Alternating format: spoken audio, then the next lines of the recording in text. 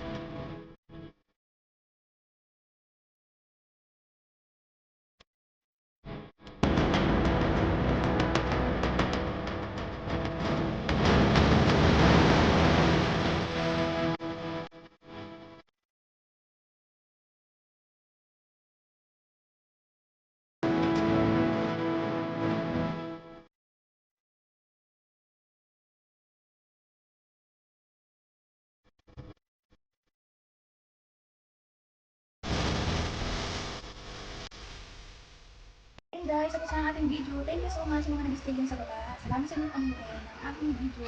At thank you so much mga sa yung binigay. Sobrang natutuwa yung puso ko sa video niyo. Grabe yung grabe yung mga blessings na hindi hindi natin inaasahan.